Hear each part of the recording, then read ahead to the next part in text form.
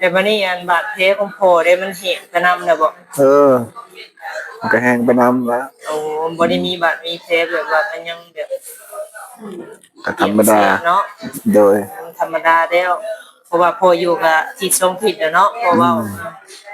บ่มีเงินเนาะตัวนี้บ่ได้มีเงินปัญหาใหญ่คือว่าต้องมีเงินจ่ายแล้วเขาจะเฮ็ดให้นะโดยคันบ่มีเงินเขาบ่เฮ็ดให้นะโดยอืม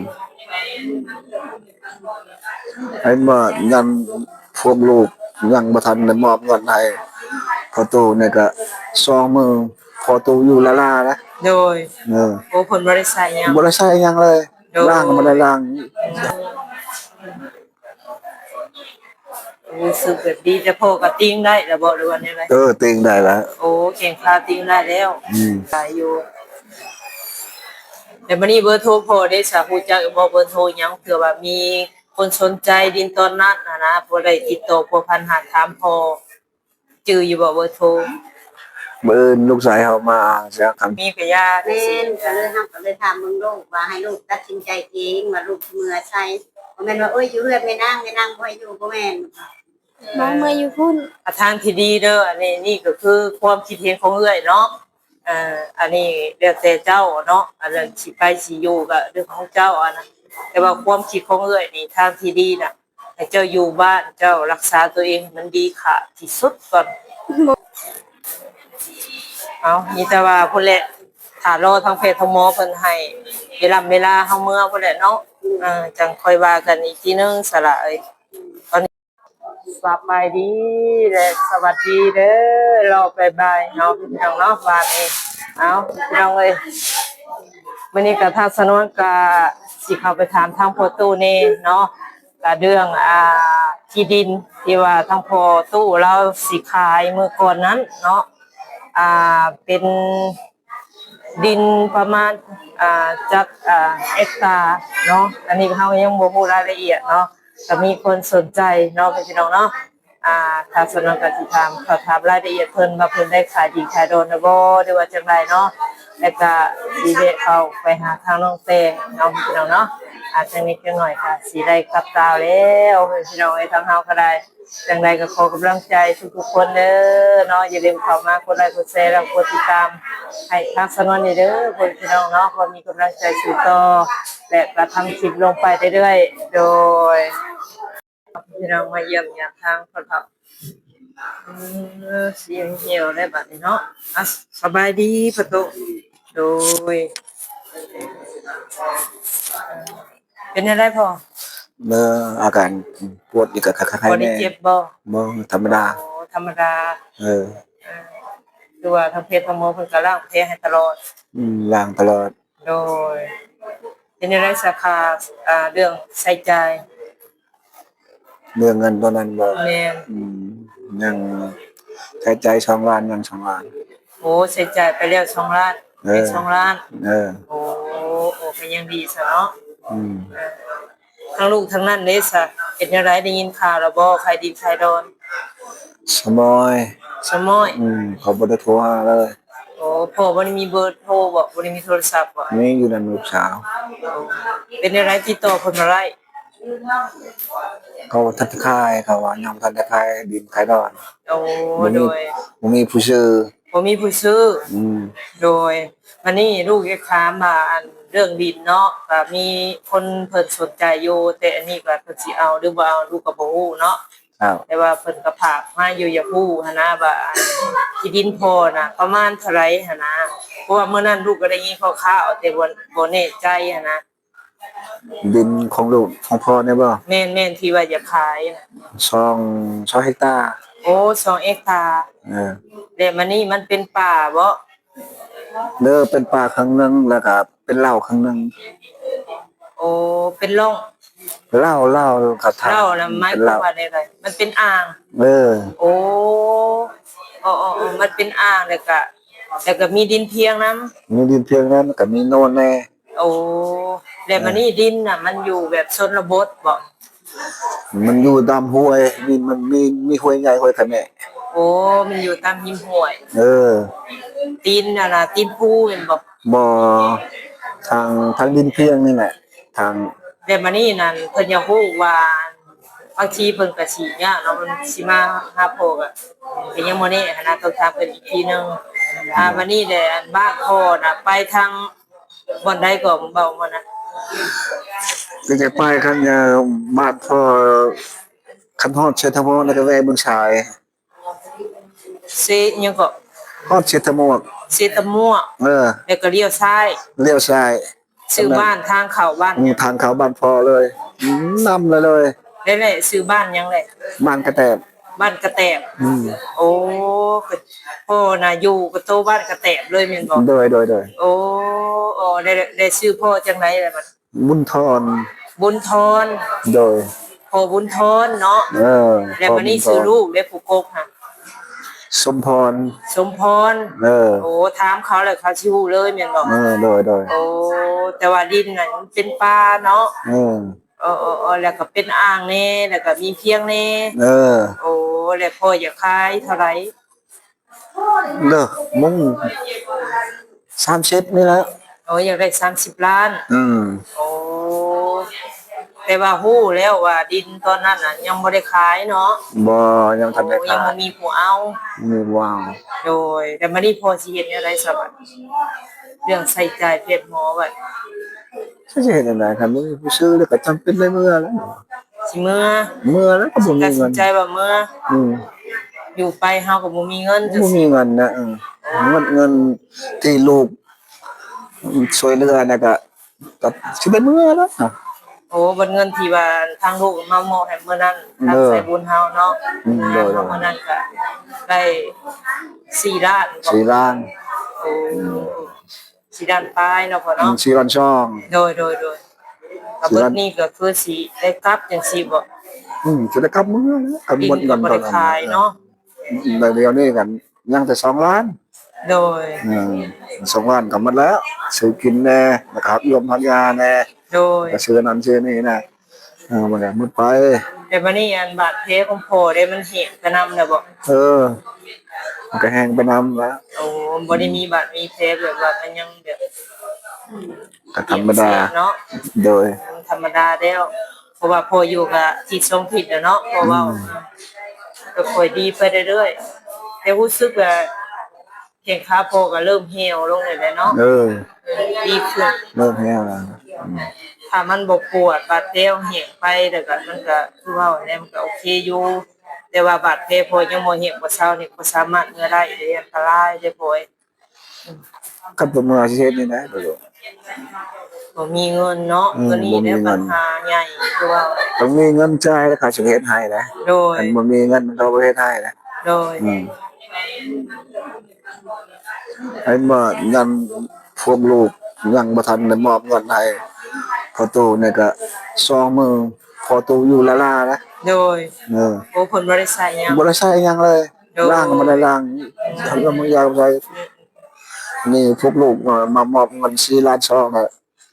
พวกเฮาได้ซื้อแล้วก็เขามาเฮ็ดต่อ โอ้แบบว่าเว้าง่ายๆคือยาทานังนี่มันเบิดเนาะเพิ่นก็มาเสนอทางพ่อให้ไปซื้อข้างนอกบ่โอ้ไปซื้ออีกหันยาอันบ่นึงแต่บัดนี้เฮาซื้อมาแล้วก็ไปบอกเพิ่นแนะนำเพิ่นว่ามาใส่ให้จังซี่บ่โอ้ถ้าเฮาบ่มีก็บ่ใช้เนาะ บ่มีแล้วเขาบ่ใช้ กับพังเบิ่งเนาะพี่น้องเอ้ยจังไดก็เนาะถ้าใครอยากช่วยทั้งพ่อมาเข้ามาอีกเนาะเรื่องค่าใช้จ่ายยาทานังเนาะเอาบุญนำกันก็ติดต่อพบพันทางเฮาได้เนาะใส่บุญทีมงานพี่น้องเอ้ยเพราะว่าตอนนี้ก็ทางพ่อก็อาศัยสิ่งเดียวก็คือขายดินเนาะแต่ว่าตอนนี้เนี่ย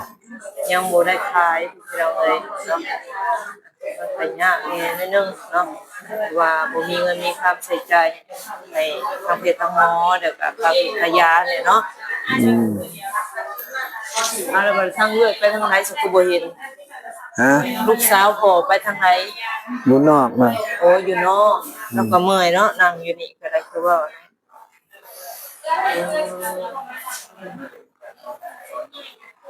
รู้สึกแบบดีแต่พ่อก็ติ้งได้แล้วบ่หรือว่าไง ติงได้แล้ว โอ้เก่งขาติ้งได้แล้ว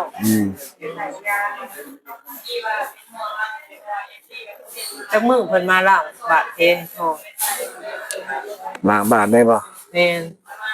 คู่มือ โอ้ล้างทุกมื้อ เออ ตอนเช้าแม่นบ่ เออ โอ้ ตอนเช้าเลยล้างตอนเช้าเลยล้าง เพิ่นก็ใส่หืดใส่ยานำแหละ เอ เนาะ อ โอ้ก็ค่อยดีเหี่ยไปเรื่อยๆถือว่าเบิดเลยน่ะเชนขึ้นมาเนาะ โดย เพแม่นบ่ แม่น ติดโซติดกับตัวแน่ค่าใช้จ่ายพี่น้องเนาะก็สิได้อยู่แต่มื้อนี้เบอร์โทรพอได้สาฮู้จักบ่เบอร์โทรหยังเผื่อว่ามีคนสนใจดินตอนนั้นนะบ่ได้ติดต่อพัวพันหาถามพอจื้ออยู่บ่เบอร์โทร มื้ออื่นลูกชายเขามาจะคำที่เจ้ามาเขาจะเอามันที่เจ้าเอง โอ้ลูกชายสิมา เออมาเลย มาเยี่ยมเจ้าบ่ อืม โดยอืมแต่ว่ามีแบบ FC หลายคนหลายคนหันนะเพิ่นสนใจดินตอนนั้นเนาะบางทีอาจสิอ่าสามารถขายได้นะ โดย ติดต่อถามพอนี่นั่นรายละเอียดเนาะ แม่น เฮาก็คือว่าแหละสตุสักการภาวนาให้พอได้ขายดินไวๆเด้อ เด้อ บ่ได้เก็บไข่เนาะ แม่น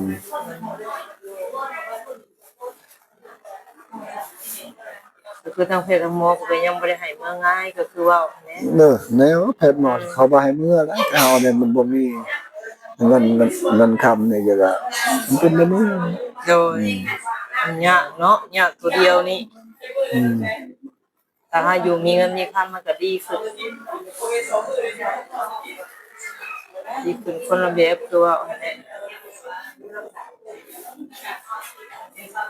แต่ลูกก็สิอันแนะนำเพิ่นอยู่เนาะอันที่ลูกเว้านี่ก็สิเซ็ตบอกเพิ่นอยู่ โดย บางทีเพิ่นอาจสิไปเบิ่งไปหยังนะ แม่น แต่ว่ามีเนาะคนในบ้านก็มีแม่นบ่ลูกชายลูกสาวแม่นบ่ แม่น โอ้มื้ออื่นเพิ่นลงมาเนาะ อืม เซตะม่วงเนาะบ่เว้าผิด เออเวเบิ่งเวผู้ชายเสียทั้งหมดแม่นแล้วแหละ โดยเซตะม่วง ลูกเคยไปอยู่ คุ้นๆได้ยินชื่อเสียงอยู่แต่ว่าบ่จื้อบ่บ่ได้สู่ค่อยไปไสนั้นนะ เออ เซตะม่วงถ้าได้ฮอดเซโปนเนาะ เออใกล้เสียทั้งหมดแล้วก็เมืองพีนแล้วก็เสียต้น แม่นเซตะม่วงนี่สิฮอดก่อน อืม อืม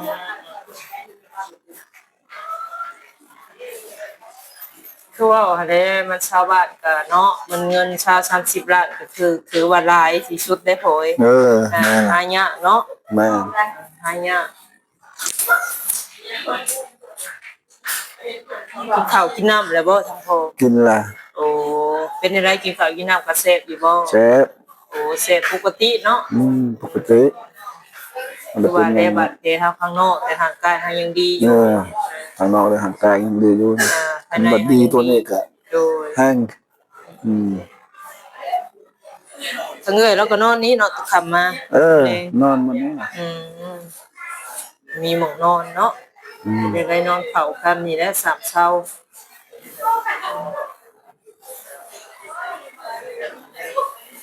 จังใดก็เฮาก็สิซอยพออีกทีหนึงเนาะเพื่อว่าได้ขายไวๆนี่จังใดก็ภาวนาแหละให้ขายไวๆเนาะ โดย มาซอยตัวเองคือว่าเนี่ยแต่ว่าดินมันก็บ่ได้บุกเบิกเนาะพี่น้องเป็นดินป่าเนาะเป็นป่าเป็นหยังป่าไม้ป่าตอก อืม จังใดก็ถ้าว่าลูกได้ยินข่าวเนาะได้คำตอบก็สิมาแจ้งพออีกทีหนึงเด้อ โดย วันนี้ก็มาไทยมาถามให้รายละเอียดได้จะฮู้ที่ไปที่มาของดินเนาะ โดย แต่ว่า2เอกตาร์เนาะของกว้างแต่ว่าแทกเรียบร้อยแล้วแม่นบ่ แทกเรียบร้อยแล้ว และมีใบตะดินเรียบร้อยหรือว่าได อืม มีเนาะ นี่ โอ้ใบตะดินก็มีสมมุติว่าซื้อ30ล้านนี่พอมอบให้เพิ่นเลยแม่นบ่ แม่น โอ้โดยจังไดก็ให้พ่อพักผ่อนเด้อพ่อเด้อ โดย มีโอกาสหนักสิมาเยี่ยมมายามอีกทีหนึงเนาะ อืม โดยสบายดี สบายดีลูกเอ้ยสบายดี พอไหม่พอเนาะเปิดภาพมาทางนี้พี่น้องเลยเนาะทางน้องเตอ้าวมีหยังอีกบ่นี่แนวหัวบ่โอ้อารมณ์ดีเด้บัดนี้แหละ อารมณ์ดีได้ไหม บ่ ฮะ บ่ให้สามุกสาหวย โอ้ ยิ้มผมไม่เป็นคนรู้ ว่าตัวเองบ่ ว้าวนี่ เปิดนะ โอ้ เปิดไปเห็นอันคนมันอยู่ในมีหัวมันเนี่ยถ้าหัวมันจะบอก อ่า บริษัทแล้วค่ะว่าทำจุดหายเขาไปคิดว่า เอ้ยเนาะใครแน่ว่าเห็นรอยเห็นรอยยิ้มหาทางเฮาก็ดีใจจังซี่แหละ ประมาณคือสิบ เห็นเศร้าเห็นโศกก็คือว่าได้บ่สบายใจปานใดได้ทางเฮาก็มาเยี่ยมโอ้จังได๋มันอึดใจเนาะ แม่ เราอยู่กับเศร้าเลย แม่เฮ็ดคนหัวคนยิ้มเฮาก็ดีใจนำเนาะ โอ้บ่เจ็บแผลบ่เจ็บแผลบ่ เอาแม่โหนี่ ผมหัวจุกออกได้บ่ หัวขาด เออ โอ้ขาดเลยได้นี่โอ้ยมันอยากได้ของใหม่เลยนี่ พยาบาลสั่นเลย โอ้ยบ่ราคาถูกๆเด้ฮะ จุกอันนี้ ข่อยยังบ่มีปัญญาซื้อเลย บอกราคาหัวมันแน่มันคันหัว หัวมันล้านเลยเนาะอ่า แม่ เนาะ บัดนี้คือสิอดเจ็บอะไรแล้วเนาะ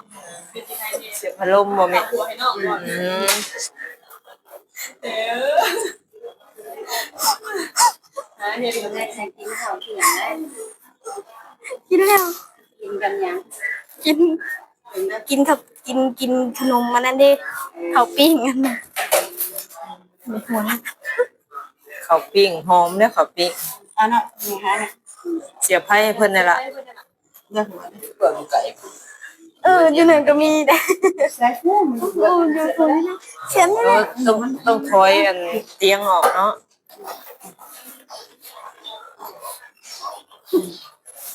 สำรวจเขาพื้นนะเขาบอก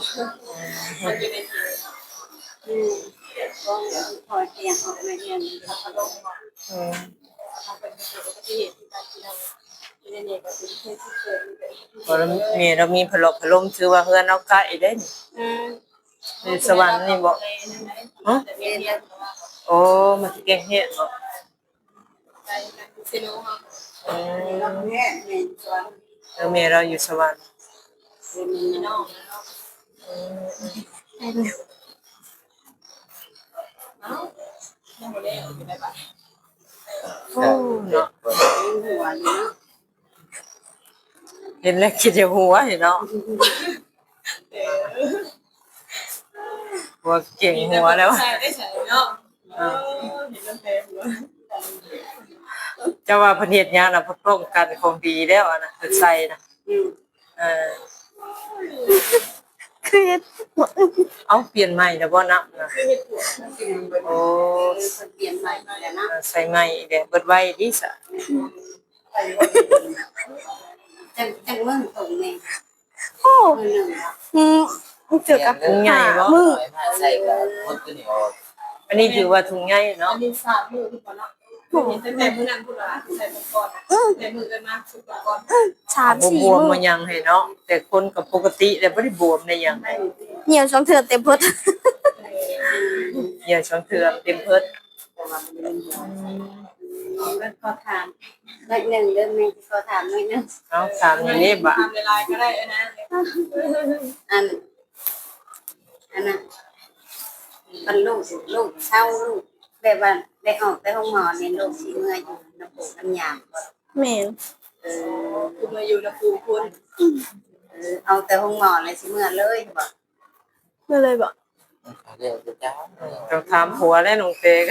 ดูแลแต่เจ้า ผัวบ่มีปัญหาผัวน่ะสุด ก็ แต่ เมื่ น้ำเจ้า อยก็ได้ คือสิเมื่อเลยเป็นบ่ คันว่าเพิ่นให้ออกแล้วออกแล้วเมื่อเลยอืมแม่บอกแม่ก็อยากถามอยากรู้แต่ว่าบางทีเขาไปพอได้ปัดไปอันนั้นไว้ค่าเนาะกันฮู้ว่าคันว่าลูกบ่อยากเมื่อพุ่นอยากเมื่ออยู่เพื่อนแม่นางที่คนน้องของแม่นางชื่อแม่นางก็ว่าอยากให้ลูกอยู่ จนการอยู่ได้ แต่มันหากบ่มีใครดูแลและก็คือแม่เว้า มันบ่มีใครเนาะเมื่อพูด แม่กับมันบ่มีผู้เบิ่งลูกเลยแม่ก็เบิ่งอยู่ก็คือแม่เว้าและแม่ก็เบิ่งจำแม่เบิ่งได้เนาะแรงง่ายแม่ก็สิเอาไปเฮ็ดให้ลูกก็เลยอ มี ยาก ก็ยืนบ่มีก็ยา แม่นก็เลยเฮาก็เลยถามมึงลูกว่าให้ลูกตัดสินใจเองว่าลูกสิเมื่อใช่บ่แม่นว่าเอ้ยอยู่เฮือนแม่นางบ่ให้อยู่บ่แม่น น้องเมื่ออยู่พุ่น ทางที่ดีเด้ออันนี้นี่ก็คือความคิดเห็นของเอื้อยเนาะอันนี้แล้วแต่เจ้าเนาะอันนั้นสิไปสิอยู่ก็เรื่องของเจ้าอันนั้นแต่ว่าความคิดของเอื้อยนี่ทางที่ดีน่ะให้เจ้าอยู่บ้านเจ้ารักษาตัวเองมันดีค่ะที่สุดก่อน บ่มีไผเบิ่ง เอามีอ้ายเด้ โอ้อ้ายกะ ได้หลานแท้ เพื่อว่าหยังล่ะ เราทาเบิ่งเพศเบิ่งหมอว่าคือช่วงระยะเฮาพักโตเนาะหรือว่าดูแลอาการนี่ในระยะเดือนหนึงหรือว่าอาทิตย์หนึงหรือ2อาทิตย์นี่เพิ่นให้มาเบิ่งแผลคืนบ่ จะต้องทำรายละเอียดไหน ให้เจ้าพักอยู่บ้านเจ้าก่อนเนาะเพราะว่าเจ้าไปเจ้ามานี่มันก็คือว่าในรถราคาหาค่ากินค่าอยู่ค่าเดินทางเนาะมันก็เบิดหลายแต่กันคือว่ามันบ่มีเรื่องตรงนี้เนาะคือว่าอันนี้เฮาก็จะมาอยู่พุ่นนะ แม่นจำนวนว่าเพิ่นสิบอกว่าเฮาหาหมออยู่ไสก็ได้จังซี่ก็ถือว่าก็โอเคอยู่เพราะว่าคันว่าเมื่อยจะลงแนวก็บ่ได้ลงมาพี่ก็ได้ไปสุขลาคือเก่า เลย แต่อยู่ไสก็คันว่าเพิ่นบอกว่าได้เฮาก็แล้วแต่เฮาว่าอยู่ไสนะ สะดวกสบายทางใดก็คือว่าแน่เนาะ คือว่าแหละอยู่นี่ก็คือแม่บอกแหละมันบ่มีผู้เบิ่งกับแม่นางก็ก็เบิ่งทำทีเบิ่งได้ เบิ่งได้ เฮามีเฮาก็ยืนบ่มีแล้วก็แล้วไปกันสมมุติว่า จะต้องมันด้วยแล้วล่ะเดือด ที่ให้เฮาไปอยู่ไปเผามันก็คือชีมันก็บ่ได้เนาะเฮาก็ครอบครัวเฮานั่นแหละบัดนี้อีกอย่างครัวเพิ่นก็เงินค้ำดีได้บัดนี้ถ้าว่าอยู่สองคนผัวเมียใครสิเบิ่งน้องเพิ่นเอ้าครัวก็อยากไปหาเงินเด้เงินใช้จ่ายเจ้าแต่ละมื้อเนาะ แม่น เขาน้ำจำปาหั่นนะ พักพื้นหึงพอสมควรอยู่เนาะของเต แม่นมันถึงได้คันที่ว่าแบบดำนั่นนี่เป็นไปบ่ได้คันเมื่อ แล้วถ้าว่าน้องตัดสินใจเมื่อพุ่นมันก็ดีไปแบบนึงเนาะดีแบบนึงแบบว่ามีปู่มีย่า แม่ เด็ดหมอก็มีอยู่ทางนั้นก็เนาะ แม่อีกอย่างที่ปู่มีใหญ่อีกสอง ส่วนหลายก็เพราะว่า ก็มีผู้ให้อยู่ให้กินนะแต่ ร้านเพซื้อแล้วว่าเนาะ แม่น ก็บ่มี ดูแลแล้วสมมุติว่าจะมีอาการเจ็บบ่เดี๋ยววันนี้หั่นก็มาหาเพิ่นนั่นแหละไปหาแพทย์หาหมอ ฟังเบิ่งอาการหมอนัดแล้วคันว่าเดือนหนึงลงมาเช็คทีนึงก็มาอยู่บ้านทั้งปู่ทั้งย่าพุ่น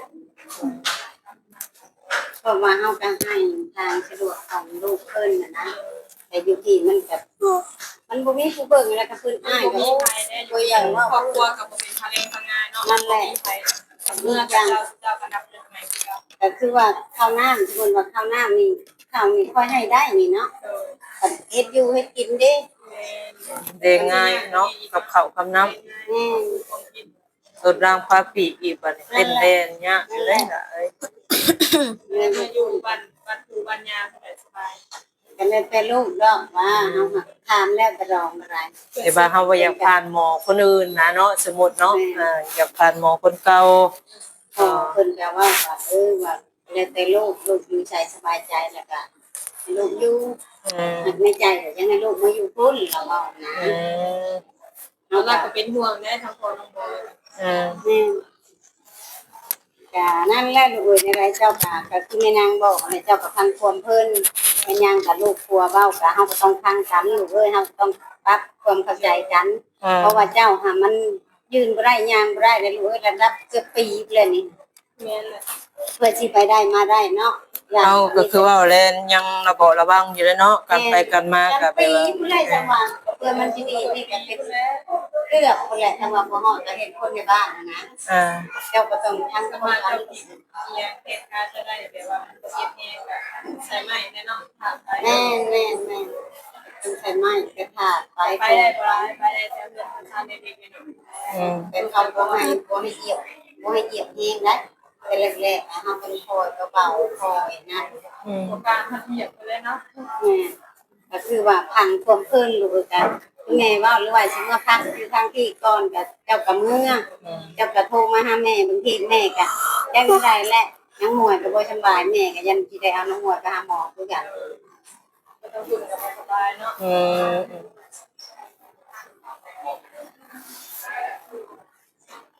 เดี๋ยวสหปิดกิจก็ได้จะได้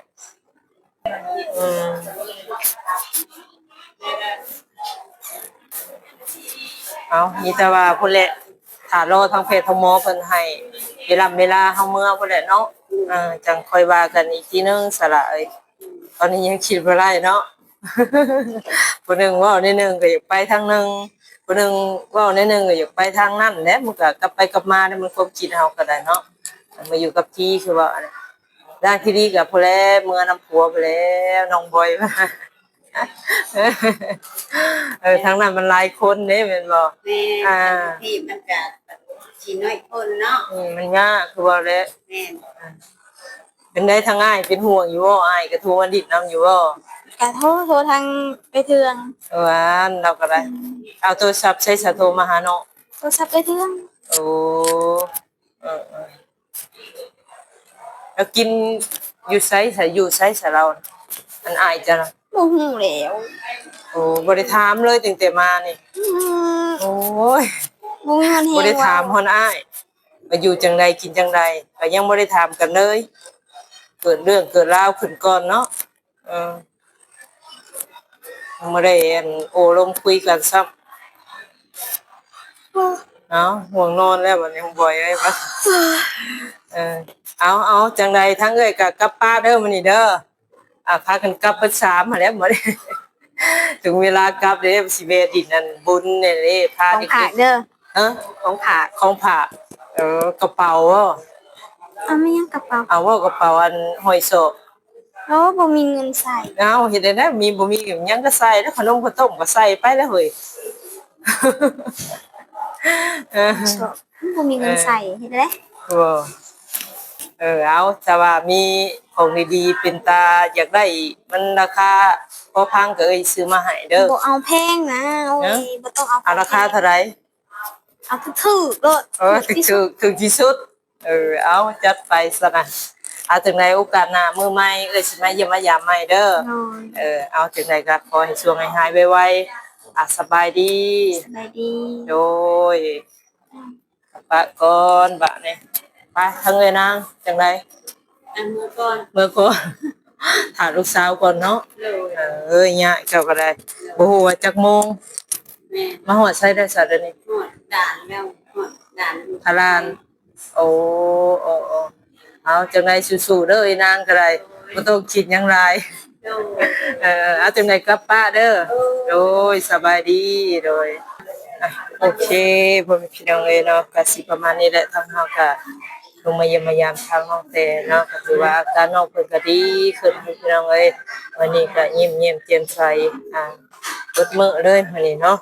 โดยจังไดก็ฝากพ่อแม่พี่น้อง FC ปาดงมาสุขสุขคนเด้ออย่าลืมกดไลค์กดแชร์แล้วกดติดตามให้กับสนวนจังไดก็เข้ามาเป็นกำลังใจให้กันและกันพี่น้องเอ้ยจังไดสำหรับคลิปนี้ไปแล้วเนาะขอกล่าวว่าสบายดี